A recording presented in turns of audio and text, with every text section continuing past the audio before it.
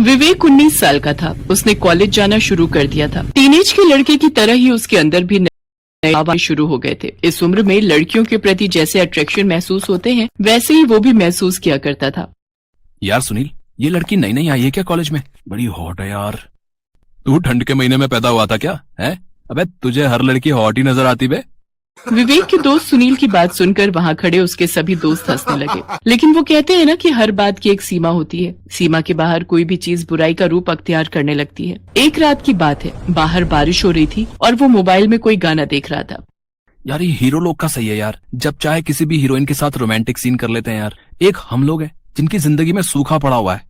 विवेक के घर से कुछ दूरी पर उसके दूर के एक चाचा रहते थे। चाचा ने 3 महीने पहले ही शादी की थी। चाचा ने बहुत लेट शादी की थी, इसलिए चाची की उम्र उनसे बहुत कम थी। जहाँ चाचा 43 साल के थे तो चाची मात्र 28 साल की। किन्हीं कारणवश विवेक न तो उस शादी में जा पाया था और न ही अपनी चाची शांति से अब तक मिल पाया था। एक दिन की बात है, विवेक को अपने चाचा से कुछ काम था, इसलिए वो उनके घर गया। उस समय उसके चाचा घर पर नहीं थे। संयोग से घर का दरवाजा खुला हुआ था तो वो सीधे घर में एंटर कर गया। चाचू चाचू। विवेक ने चाचू चाचू की आवाज लगाई, लेकिन उसके चाचू कहीं दिखाई नहीं दिए। ये चाचू कहाँ चले गए?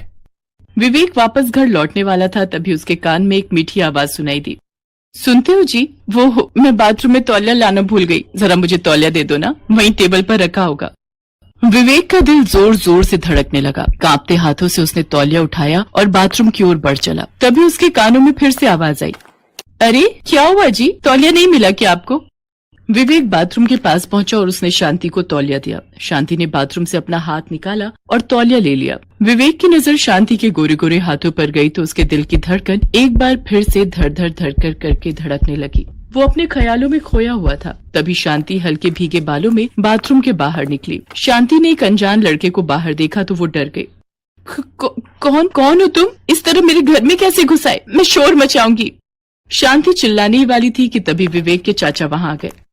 अरे विवेक, तुम कब आए? शांति ये हमारे गांव का ही है, रिश्ते में मैं इसका चाचा हूँ। चाचा ने अपनी बात खत्म भी नहीं की थी कि विवेक ने अपने चाचा के पैर छुए। अरे खुश रहो खुश रहो। बताओ कैसे आना हुआ तुम्हारा? आजकल तो तुम इस घर का रास्ता ही भूल गए हो भाई। अरे नहीं नहीं चाचू, ऐसा नहीं है। वो क्या है ना, आजकल कॉलेज जाने लगा हूं ना, पढ़ाई का बहुत प्रेशर होता है।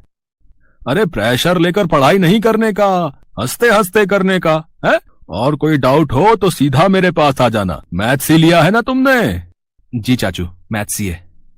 शांति, विवेक बहुत दिनों के बाद अपने घर आया है, तुम इसे कुछ खिलाओगी नहीं? अरे नहीं नहीं चाचू, मैं कॉलेज के लिए लेट हो जाऊंगा। वो पापा ने आपको ये पेपर देने के लिए कहे थे, वही लेकर आया।